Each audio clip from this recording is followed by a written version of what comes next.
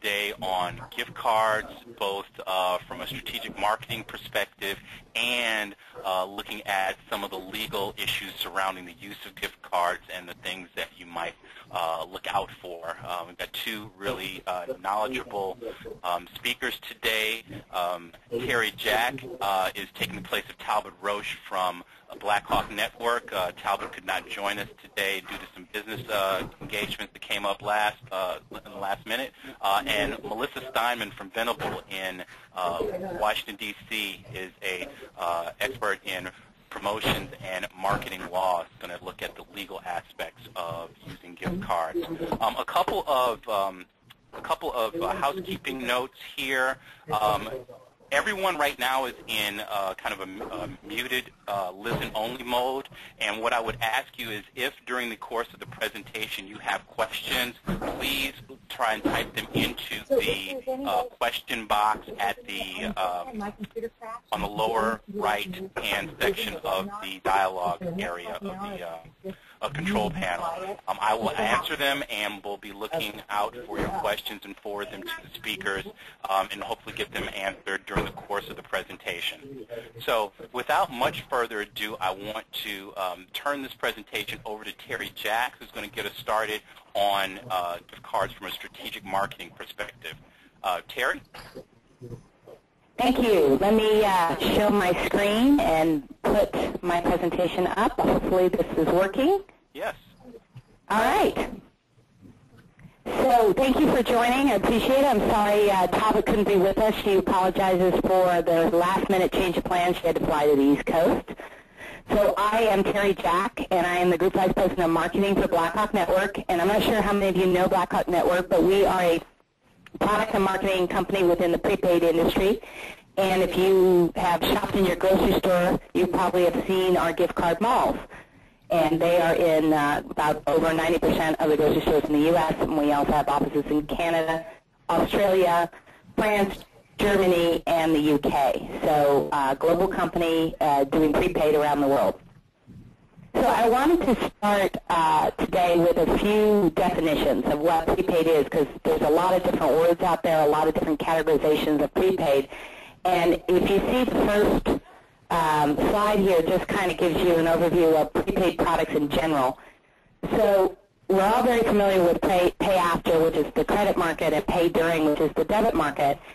Prepaid is the pay before market, and there are many categories of prepaid. Prepaid can be separated into closed network, which is that the card is good for a particular retailer, Home Depot card to the Home Depot, or open network, which can represent a network association like Visa, American Express, Discover, MasterCard.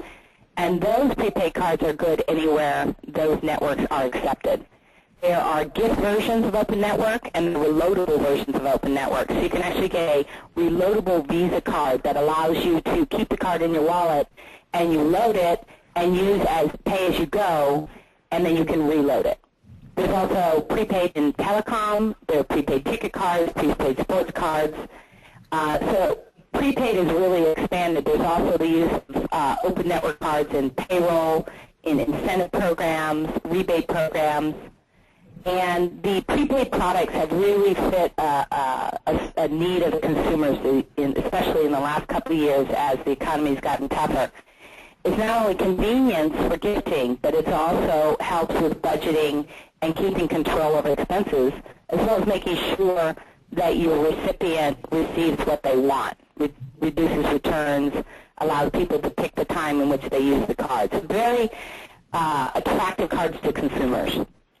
The next slide, I just wanted to give you guys a feeling for the amount of different type of products, and pictures usually help with that. So the open network gift and reloadable cards are Visa, American Express branded cards, MasterCard, all of those kind of network association cards. Then you've got telecom cards, quite a few players in this, both from the wireless and long-distance wired. Tickets and sports cards came out a few years ago. These tend to be prepaid cards that allow you to get right through the gate, and in some cases are accepted at concessions and other activities within the arena. So these are very popular during key sports seasons. And then the closed network gift card, which is probably the one most people are familiar with, where you have a gift card to a particular retailer you can usually use at the retailer's location or online. So going further, just to give a little more depth to the gift card itself industry, it's about an $80 billion industry. Overall prepaid is over $200 billion, so it's a very large industry. It has a huge consumer penetration. Almost 95% of consumers in the U.S.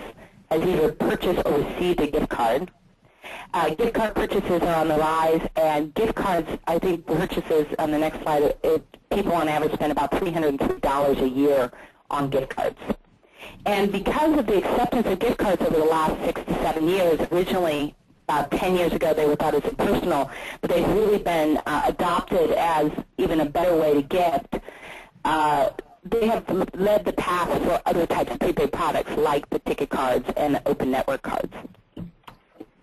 So the consumers really like gift cards. That's the nice thing about being in the industry I'm in. I'm in an industry that the consumers like. The overall $80 billion category is estimated to be growing at about 13%, although I do believe last year the growth rate was in the single digits. I'm waiting to see some of the final numbers. And the economy definitely hit overall gift cards. The open network gift card category is growing much higher at more of a 45% rate. It's a very popular form because of the flexibility it offers with the ability to use the card anywhere the network is accepted. And most people have very good feelings about gift cards. They help them stick to a budget. They make sure the person they're giving the gift to gets something they need or want. There's a very high level of satisfaction with gift cards and overall prepaid cards in general. I also want to talk about third party. A lot of people get confused as to what is third party versus regular gifts. So you can buy gift cards by going to the bank to get a Visa gift card, or you can go to a retailer like a Home Depot or Best Buy to get a gift card from them. In the last 8 years, companies like Blackhawk Network have developed these third-party retail locations, basically mass marketing gift cards in what we call gift card malls. And you have all sets of cards, lots of variety, lots of selection for consumers. Blackhawk tends to have a lot of penetration within the grocery segment, but we also have mass merchants, convenience stores, and drugstores that have these gift card malls.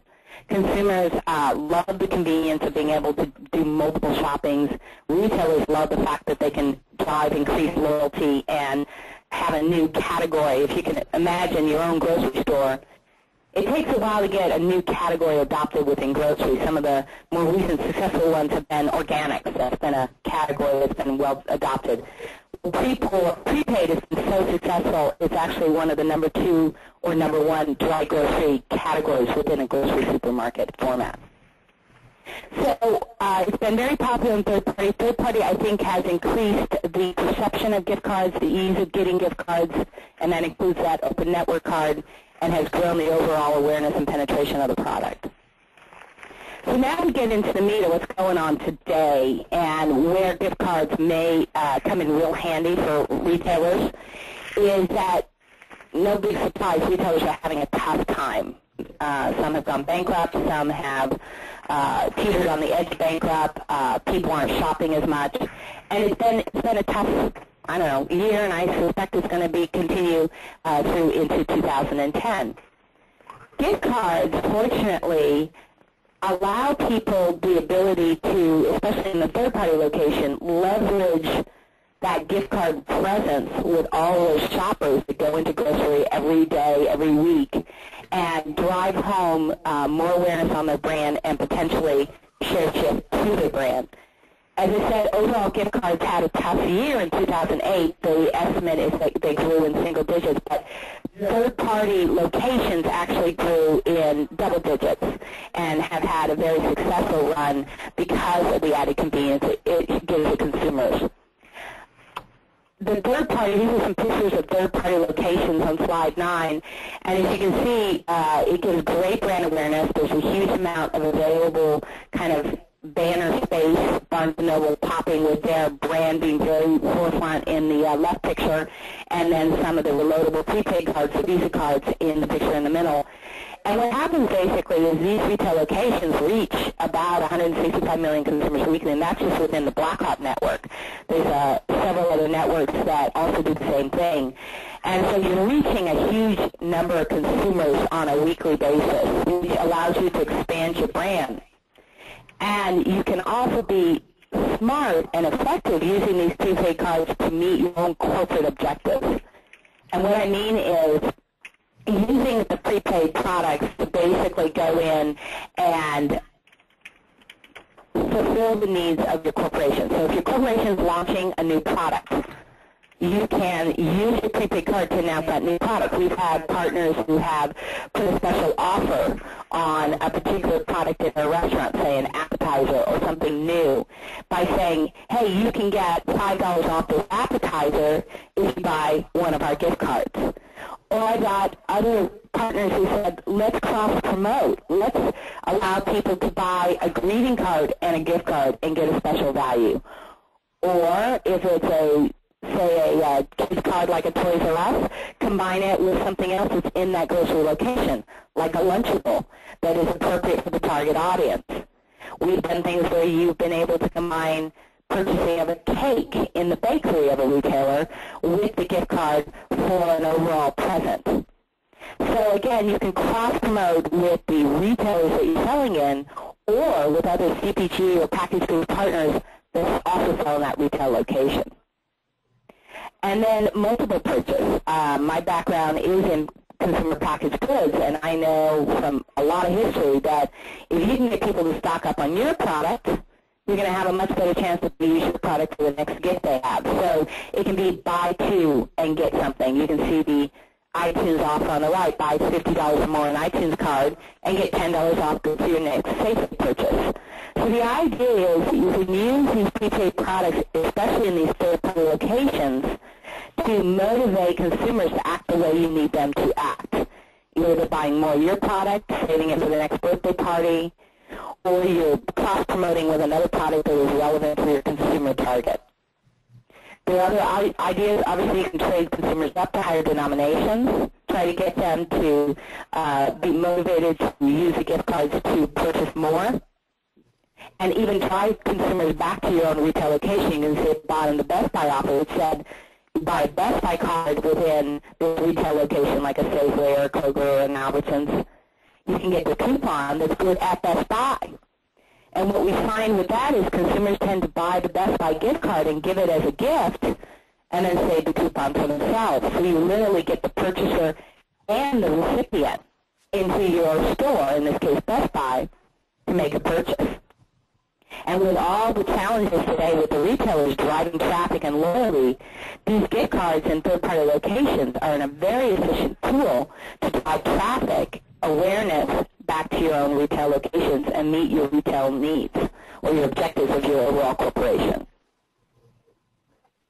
And I believe that's my last slide. I'm probably a little faster than I needed to be, but I think we're going to have questions at the end. Great. I'm going to switch over to Melissa. And Melissa, just show your screen. Okay. Can you see it now? Not yet. Okay, here we go. Yeah, there we go. It's coming. You got it? There we go. Looks good. Okay. So now that we've heard how these things work, I'm going to talk about the law that applies to them. Terry and I were joking before about how we needed to find a joke, and usually I go to my 10-year-old for all the good jokes, but since he's in school, I was unable to come up with anything good, and I have no original jokes of my own. So you guys are out of luck today, and we'll just have to have a shorter webinar. So maybe you're in luck. But in any case, I am basically going to talk about the framework of the laws that apply to gift cards with a focus on new developments in the field. The hot area in here, hold on, let me just minimize Or... Yeah, I'm muted now. I just had to give a webinar, and it's done it. I mean, my part's done. Terry, actually, you're not muted. Oh, I apologize, guys. I was saying I could answer someone's question. I can't. Hold on. Rob, how do I mute the little screen that shows everybody, that shows information about the webinar? Okay, so at the top of the control panel, there are two arrows pointing to the right. You might want to click on those, and that will minimize the control panel.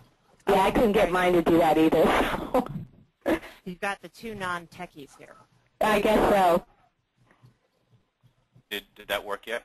Yep, I got it. Oh, there you go. All right. There are 4 primary types of laws that we generally see regulating gift cards. We're going to focus today primarily on the Consumer Protection and Unfair and Deceptive Trade Practices laws, which are really where we see the most activity right now. There's a lot of concern about consumers being misled and the sort of lack of protections, in particular in light of the fact that retailers right now are having some trouble in this economy. There is a concern about the issue of what happens when a retailer goes bankrupt, and how does a consumer that's perhaps been bought or been gifted with an instrument like a gift card, how is that consumer protected? Consumers Union, which publishes Consumer Report, has been publishing, and there's been a lot of activity from Consumers Union on that front. And also there's been, over a period of years now, a lot of concern about the hidden costs and fees associated with gift cards. So that's why you've seen a lot of new laws being passed at the state level, and now there's a new law that's going through the Senate and the House that concerns gift cards. And then there's also a lot of activity at the state level, in particular in New York, and as I said, from Consumers Union. There are also a lot of abandoned property laws that have to do with what a company that issues gift cards has to do with the funds that are left over when a consumer does not redeem gift cards, and what the retailer's responsibilities, or the manufacturers, if it's a seller-issued gift card, what their responsibilities are. Also banking laws and privacy laws. So that's what we'll talk about today. We already went through what the different types of gift cards are with Terry, but what's important to understand from a legal point of view is that the characteristics of a card may determine how it's regulated, and in particular whether federal or state law applies. There have been efforts over time to often to carve out multi-issuer gift cards from state law. If you've got, in particular, the bank-issued gift cards, federally chartered institutions have made an effort to ensure that their gift cards are not regulated by state law. As you can understand, that can be very confusing to have. It's very hard when you have something that's issued by an institution that's regulated at the federal level. Then you have to deal with 50 states' laws. But there's a series of cases that we'll talk about in a bit that involve the Simon malls that were essentially the whole argument was, gee, is this going to be regulated under state law? Are the state laws that involve expiration dates and fees and the like going to apply? Or can we apply federal law? Very important issue when you're looking at how you're structuring a gift card to think about whether federal or state law will apply.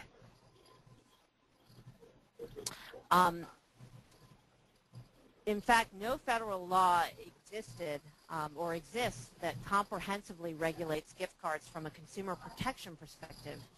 Although now we've got the Fair Gift Card Act of 2009 that was introduced this session.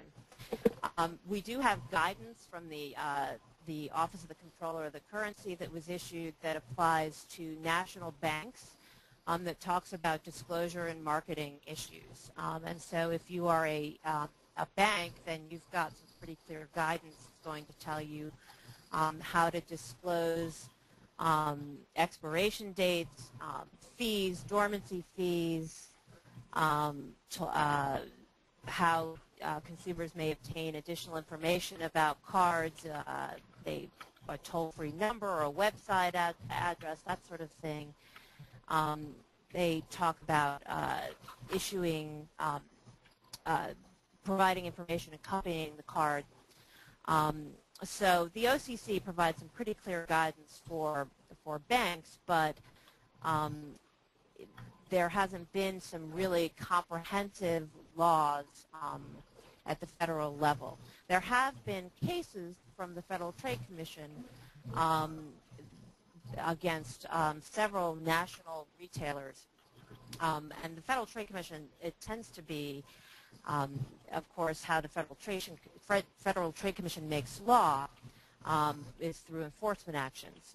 So we see Kmart in 2007, where the Federal Trade Commission alleged that Kmart advertised its gift cards as the equivalent to cash, but failed to disclose some key limitations on those gift cards. That they said, gee, those cards aren't equivalent to cash. If you don't use them in 2 years, there are going to be fees imposed. You say that the cards aren't ever going to expire, but essentially they do, because the fees will act as a form of expiration, and that the disclosures that are made are inadequate or are in fact concealed in some cases. Kmart ended up agreeing to update its cards and disclosures and to refund the dormancy fees that had been imposed. Another case at about the same time was Darden Restaurants, which Darden owned Red Lobster and several other restaurant chains, and that also involved inadequate disclosure of dormancy fees and expiration dates, and Darden was required to update its disclosures and advertising and publicize the program and refund dormancy fees that had been assessed. Consumers Union has gone to the FTC and petitioned the FTC to protect gift card holders in bankruptcy. The typical situation in bankruptcy is that gift card holders are treated as unsecured debt, and so it's essentially up to the retailer to petition the court to allow the court to allow the retailer to continue to accept gift cards. In a situation like, say, with Circuit City or the like,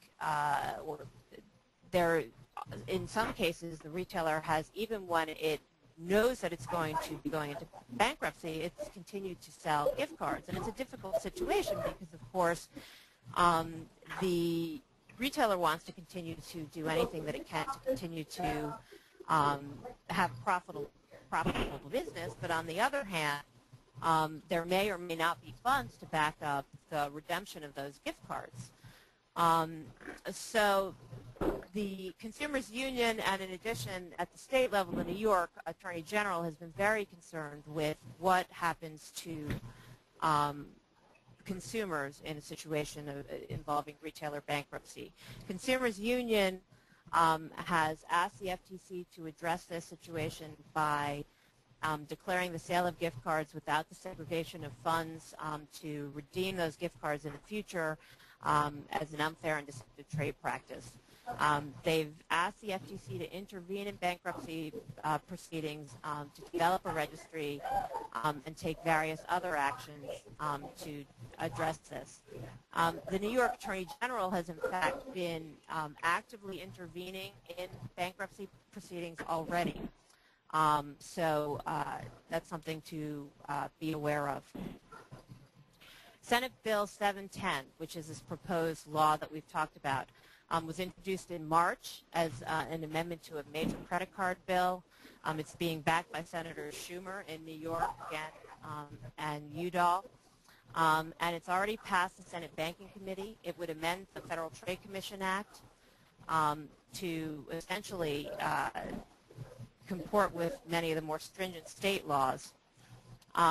It addresses things like dormancy, inactivity and service fees, expiration dates, prohibiting those within a certain period of time, and requiring disclosure in capital letters and 10-point type. There are exceptions for things like promotional programs and very short-term gift certificates, which are important. And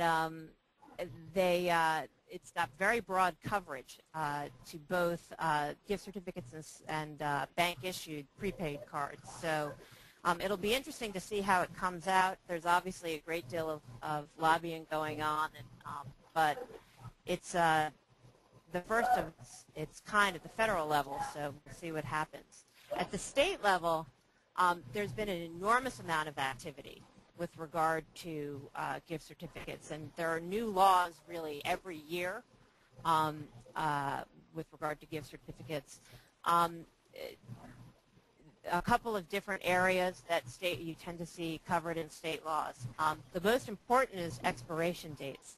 A number of laws prohibit expiration dates altogether, which as a result you see more and more retailers who simply do not impose expiration dates on gift certificates because it's just very difficult to carve out the states.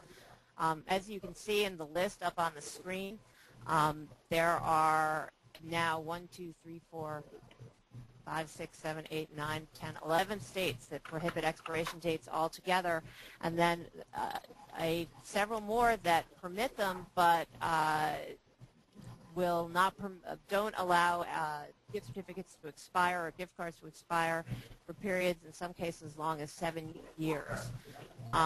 Those states that permit it often require clear and conspicuous disclosure of the expiration date on the gift card. In some cases, there are specific font requirements, usually of 10 points, or that's the typical amount. Fees is another issue. In some cases, dormancy fees and the like are prohibited. Some allow them but require clear and conspicuous disclosure, sometimes with a minimum time period as well. Other issues with state consumer protection requirements, sometimes the date of issuance must be printed either on the card or in materials accompanying the card. Sometimes as an alternative or in addition, states require that a toll-free number or sometimes a website address must be disclosed that the consumer can call in order to find out the balance or other information. A new trend is that is sort of a de minimis refund requirement, where some states are passing laws that require that once some small balance where the consumer essentially has redeemed most of the gift certificate or the gift card and say $5 is left on the card, some states are requiring that the retailer, if the consumer asks, refund that remaining balance. There are exemptions under many state laws. The most common exemption is for gift cards issued under customer loyalty programs. Even when that explicit exemption doesn't exist, many states will have some sort of consideration requirement in their laws. So Typically the way that'll work is that if the customer hasn't paid consideration for a gift certificate, then the law won't apply.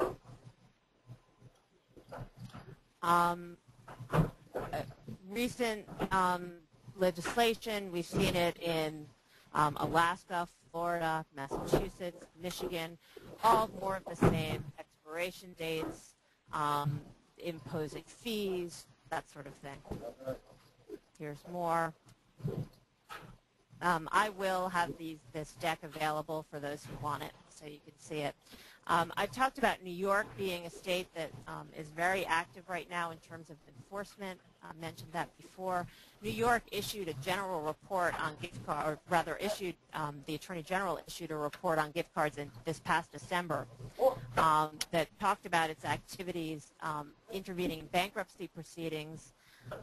It also talked about, the Attorney General also talked about the fact that he believes that a refusal to replace lost, stolen, or damaged gift cards is in fact an unfair and deceptive trade practice, which is, that's sort of a standard term on most gift cards.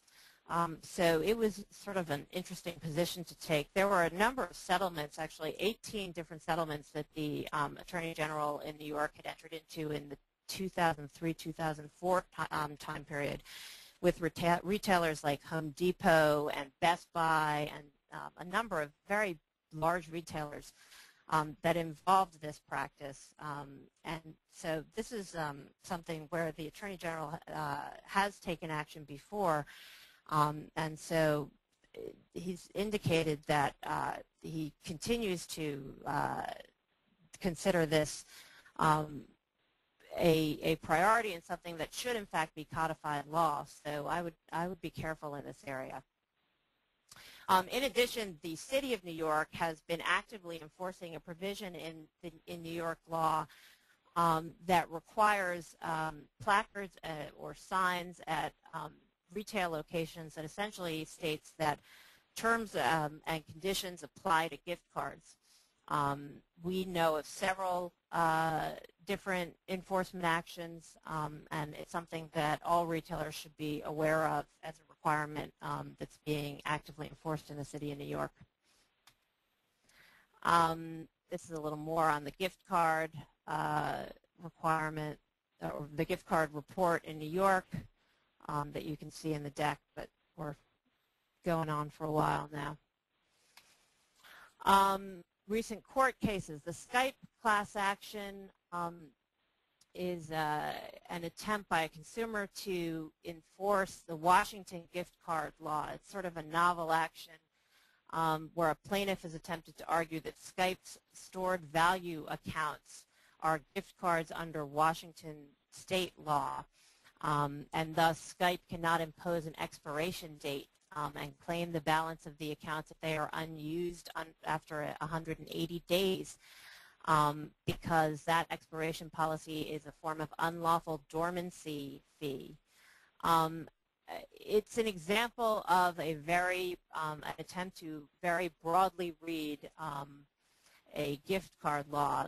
Many of these gift card statutes do not actually define the term gift card, and we'll talk about the Courtney Reynolds versus Philip Morris case in a minute, which is in California and is another example of that. Just be careful about your promotional programs in general, and look carefully at them because plaintiffs are getting creative here, unfortunately. The Simon Property Group cases we mentioned as an example of how the courts are split as to whether cards are subject to state consumer protection laws, which of course are very broad and very often very strict as to their prohibitions of expiration dates and fees and the like, or whether federal law should apply, which is less conclusive and a bit more permissive on the issue of consumer protection and whether expiration dates and the like will be permitted as long as they're clearly disclosed. in the Simon cases, essentially what the issue has ultimately gone to is Simon has, in various agreements, they tried to structure their gift card agreements as a form of bank-issued gift card where the bank was controlling the gift card, but with varying degrees of success. In some cases, they won the case, and it was found that federal law controlled. But in others, they lost. Simon lost, and it was found that in SPGGC versus Blumenthal, the U.S. Court of Appeals for the Second Circuit found that a Connecticut law, which barred charging inactivity fees and the like, was not federally preempted, essentially because it was found that Simon was exercising too much control over the gift card, and that the bank in question was not left enough control over over the marketing of the gift cards and the like. Ultimately, the lesson in this is be careful in how you structure. If you choose to go the route of letting a bank issue your gift card rather than doing a store-issued gift card, be careful in sort of how you structure your agreement. A few more cases rather. Shell Oil,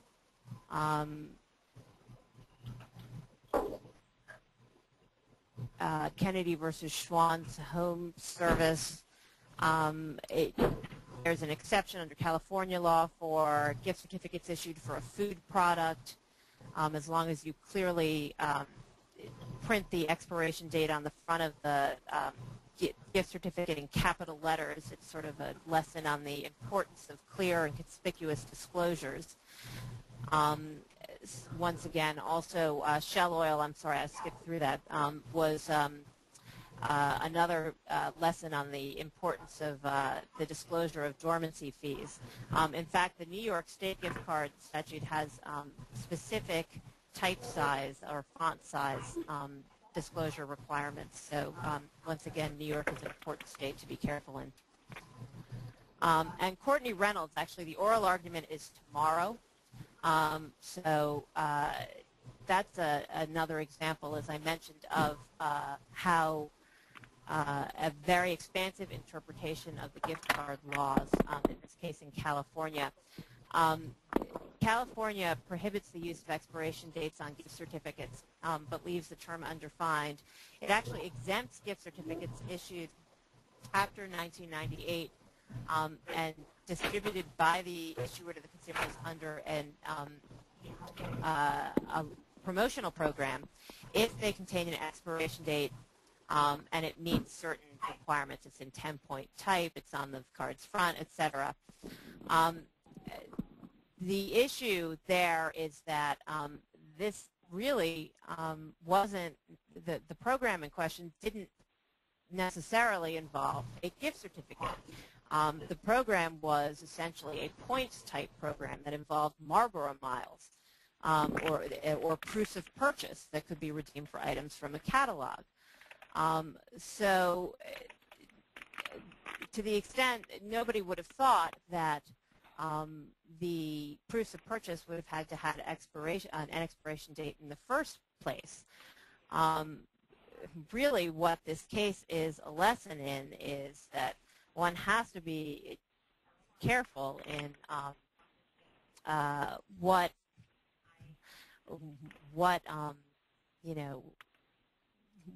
one thinks of as the gift certificate in the first place. The argument here is actually going to be very important because to the extent that gift certificates, the definition of gift certificates is stretched, it obviously is going to be sort of a groundbreaking case. to the extent that one has to start putting expiration dates on promotional items of this type, I think it's going to really make this sort of thing much more onerous. But I have clients come to me all the time with promotional gift certificates and the like, saying, gee, it's really much too onerous to have to put an expiration date on it, and things that are clearly gift certificates. And the answer is, well, gee, you really have to think twice, because while there are carve-outs under many of the gift certificate laws for gift certificates issued under promotional programs, there isn't a clear carve-out under the laws of all 50 states. So the question is, how do you proceed from there? Do you carve out some of the states? Do you take your chances? What's the best way to proceed? Abandoned property law. Escheat law or abandoned property law provides the property may be presumed abandoned if there's no activity with respect to the property for a specified period of time. If there's no activity, the abandoned property then must be turned over to the state pursuant to the state's reporting system. While the typical, what one typically envisions as abandoned property are things like uncashed payroll checks, deposits, dividends, or the like. Gift certificates can also, in some states, be abandoned property. The idea is that the company has already been paid for the gift certificate, so to the extent that it goes unredeemed, it must be turned over to the state. In many states, there have been laws passed which say that now, which accept gift certificates, which provide for an exception for gift certificates from the law, however. So that's what we're looking at here. It's an important issue because the penalties and interest for failure to escheat, as required by the law, can be significant. States have reached different conclusions at this point on whether unused gift certificates are abandoned property that escheats to the state. The majority approach is still that unused gift certificates are abandoned property. But there are a number of other approaches, either to exclude gift certificates altogether. Some states have deleted reference to gift certificates from the unclaimed property provisions. Some provide for exemptions for specifically defined types of gift certificates. Some link the abandoned property issue to the expiration date and the fee issue. So what they'll do is they'll exempt gift certificates without expiration dates, or those whose expiration date is not enforced, or where no fees are imposed. This is a recognition of the difficulty that where you don't have a gift certificate that expires, how can you, where the gift certificate never expires, how can you let it escheat? If it's sort of floating out there forever, then how can you call it abandoned property? Because at any time the consumer can come and redeem it.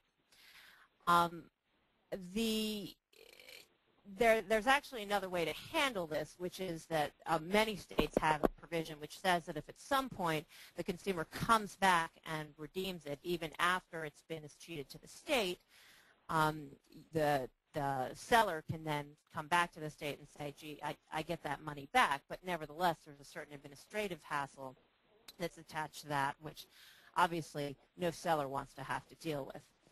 An example of the linking of the unclaimed property issue and the expiration date issue is a law in Hawaii that's actually going to be effective as of July 1st, which provides for an abandonment period of 5 years, but says that if you've got an expiration date that's, if you don't enforce your expiration date, there's a typo there, then you're okay. One of the real complexities of abandoned property law has to do with what do you do when you're an entity that sells in all 50 states. You've got a situation where you've got gift certificates that may be sold to one person in, say, Virginia. That person may be giving it to another person, God knows who, in Maryland. That person may never redeem it. Which state's law applies? There are, in fact, what's called rules of priority that determine which state gets the property if it's not claimed. There are a series of what's called federal common law rules that have been outlined by the Supreme Court that there are sort of two rules of priority that says first you look to the state of the owner of the abandoned property, and then if that state has no rule, then it goes to the state in which the seller is incorporated. Many people will stop at that, at the end of that analysis. There is actually, in fact, a third rule that will apply that looks to if you don't have an applicable law, essentially if neither of those states has an abandoned property law, then in fact there are certain states that have an unclaimed property law that says that we apply a third rule of priority that will look to the state where the transaction occurred, where the gift card was sold. And if essentially if we sold the gift card, if our state was the state in which the transaction occurred, we get that unclaimed property. And that's sort of a complex gotcha rule that is not always acknowledged. A lot of companies have incorporated in states that don't have a law that requires escheat, like Virginia, for example, in order to avoid having to escheat gift certificates. But there are still a few states that require escheat according to this transaction-based test that can provide a little bit of a gotcha that need to be examined carefully if you're selling gift cards. To move on, the banking laws are another area to look at. One of the law in this area is changing and is interesting. Essentially, people who, or sellers that are working with gift cards, in particular, reloadable gift cards that are being sold by banks, that sort of thing, stored value cards. Increasingly, unfortunately, these cards are being used for money laundering purposes. It's a complicated area. It's something to work with an expert on if you're selling this particular type of gift card. So just to briefly address this, the laws that apply are the bank secrecy and anti-money laundering laws. OFAC is the agency that tends to deal with this and has the applicable regulations. It prohibits any U.S. person from conducting transactions with certain entities. OFAC has a blocked persons list. There are internal controls that are required to screen information, and you need to look at whether there are very large currency transactions. You need to look at sort of foreign bank and financial accounts. Like I said, this is a very narrow area, but if you're working with these reloadable accounts, then it's something to look at. The USA Patriot Act requires all, quote, financial institutions to establish and maintain a customer identification program to ensure that the person who's being accepted as a customer is essentially who they say they are. If you're just issuing disposable fixed denomination gift cards, then you're not required to comply. But to the extent that you're talking about open system reloadable prepaid cards, then you must require customer identification. This ties back to the abandoned property rules, because often when you're working with the abandoned property rules, you don't want to know who the customer is in order to avoid some of the issues under those laws. But with very large transactions with reloadable prepaid cards, you actually have to require customer identification. State money transmitter laws in some cases are even more difficult to work with. While most states have money transmitter laws and most don't apply them to gift cards, a small number have in fact affirmatively taken the position that gift card issuers are money transmitters. The money transmitter laws in the states, they require licensure payment fees. They may require a surety bond or minimum capitalization, impose reporting obligations, require audits. So it can be onerous, and it's something to be aware of. In general, you want to avoid advertising a gift card as having no expiration date if fees may consume the card and have the same effect as an expiration date. That's a general practice to avoid, whether or not you're worrying about sort of banking issues.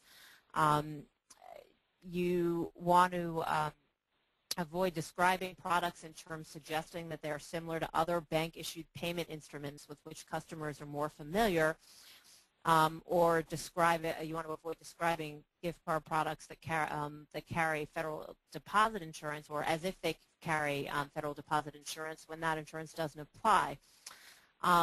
In addition, to the extent that you're a marketing partner that's working with a bank that's issuing gift cards, you should avoid these practices because you can be charged with joint and several liability. Finally, the privacy laws, to the extent that you're collecting personal information, you obviously need to be concerned about complying with the privacy laws. Gift card issuers, depending on the context in which you're acting and what you're collecting, you can qualify as financial institutions under the applicable federal and state laws, and so you need to be aware of the special laws that apply in that context. In light of the time, I think I'm going to skip through these because it's a whole area unto itself, but obviously Section 5 of the FTC Act, California and other state laws, Gramm-Leach-Bliley, and then FACTA and FCRA and the red flags rule are the types of laws that you should be looking at. What's on the horizon? Federal law. Obviously, there's a lot to be looking at and looking out for there. There's also a lot going on in terms of creative new uses and rebates and customer loyalty programs. The states are particularly interested in the use of gift cards in rebates. The position that so far the state has taken is that gift cards are not the same as cash and rebate programs, and it needs to be disclosed that at the outset that what the customer is receiving is a gift card rather than a check. So that's something to watch out for. California in particular, I've seen Al Sheldon from California stand up and say a gift card is not the same as cash and it needs to be disclosed. And there have been cases brought in that context as well. I think we'll see more of the same in terms of new consumer protection and abandoned property laws being passed. And the one question is, do we need to lobby for more and more exemptions for gift cards from these cheat laws, in particular as an antidote to these states that have the third priority rule for, with the TBT and the like. So that's all. Thanks very much. All right. Let's.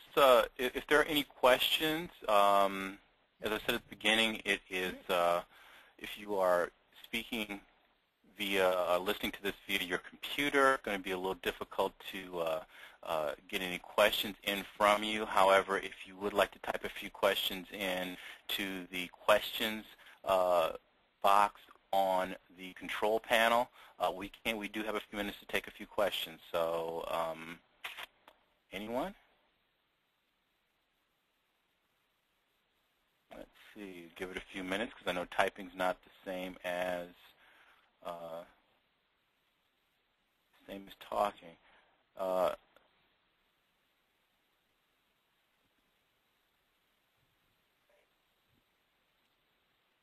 We have one question already. This is from Susan Vinci.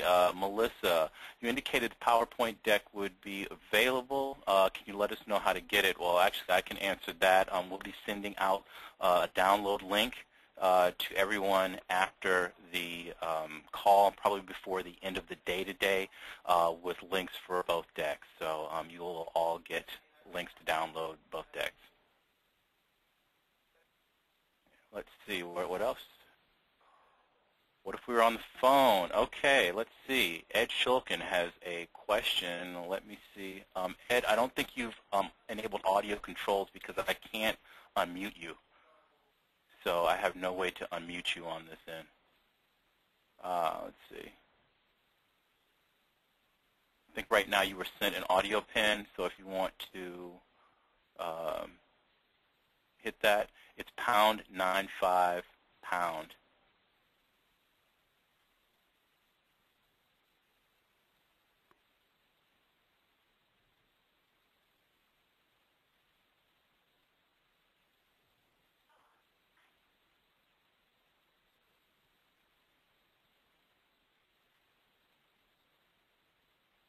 Unfortunately, Ed, your phone's not coming unmuted.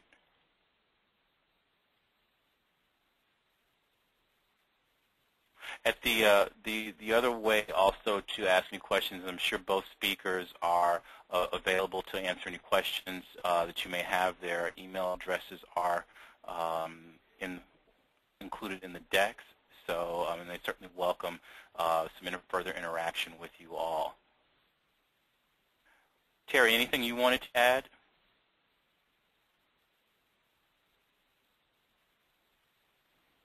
There. Am I muted or? Nah, you're good. Yes, okay. I can hear you. I was trying. I think I finally figured out the mute button a little while ago. Okay. Okay. The phone was not being happy. So you asked me if there was anything I wanted to add? Yeah. Anything you wanted to add before we got out of here? No, I think we covered it. I mean, if anyone has any questions on how third-party interacts with overall gift cards, because it's a new segment, certainly a new distribution vehicle, and it probably has changed some of the behaviors of consumers, and so I would suspect lawmakers as well are taking a look at third-party and selling within that kind of retail location. Mm-hmm. Okay. Let me see. We have a question from James Laughlin. I hope I said that right. Would the proposed federal law preempt state laws to the extent that they regulate expiration dates, et cetera? Melissa. You know, part of it is whether it preempts state law. I mean, part of it is with federal laws.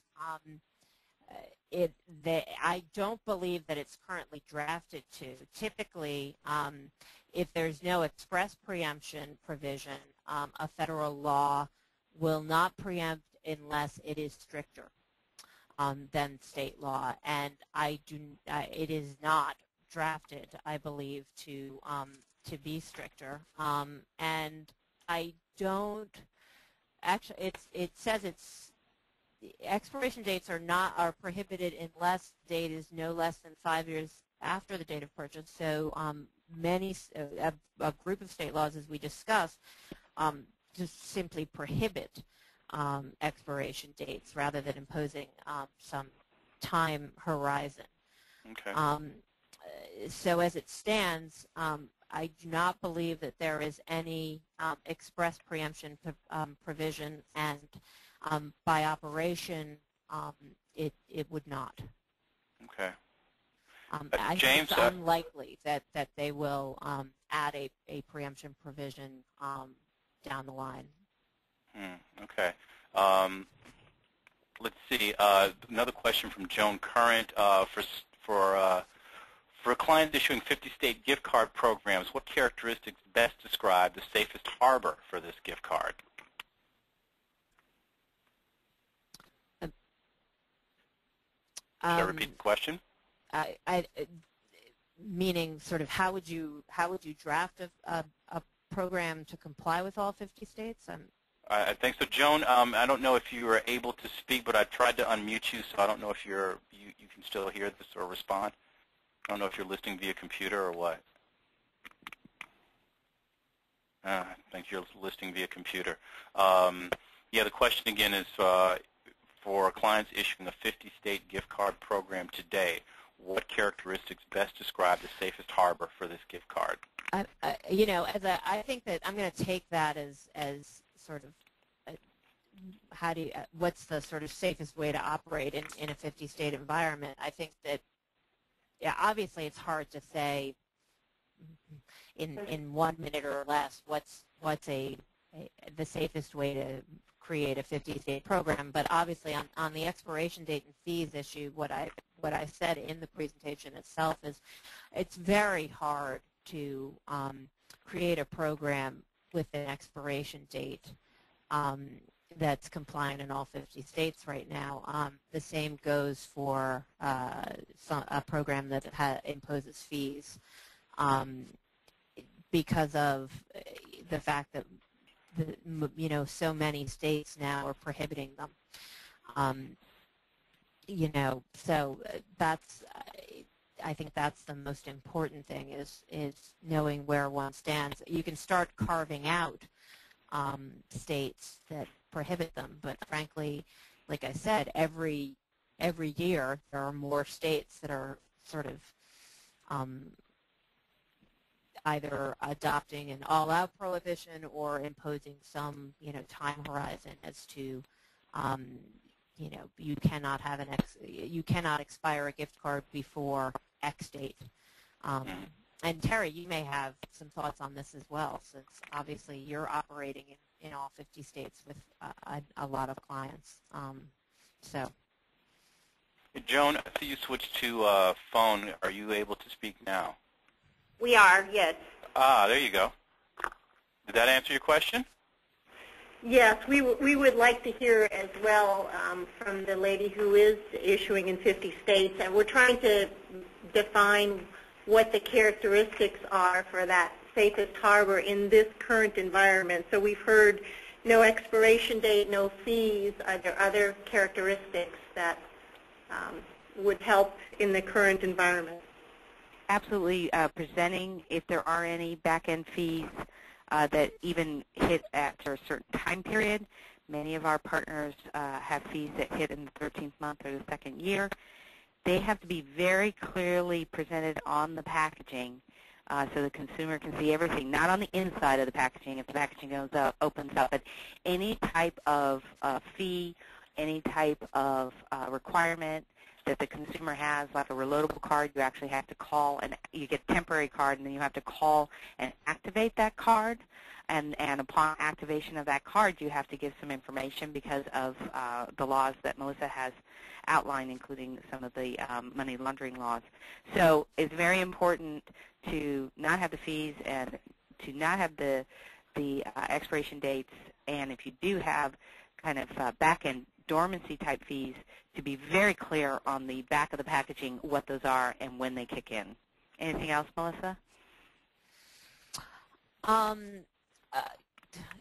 Part of this, the complexity can be is to the extent if you're working with a promotional program, then you may be operating in a different environment. If you're working with a bank, you may be or a multi-issuer card, you may be operating in a slightly different environment. So you may be able to get some leeway. To the extent that you are making other disclosures, they need to be clear and conspicuous. So that's obviously something you need to be disclosing your contact information, very clearly. It's obviously it's hard without having the actual context of a program and what you're thinking about to discuss. But those are some things off the top of my head. I appreciate that. We have generally tried to work through the bank cards to give ourselves any federal preemption protection. Right. without the fees and expiration dates.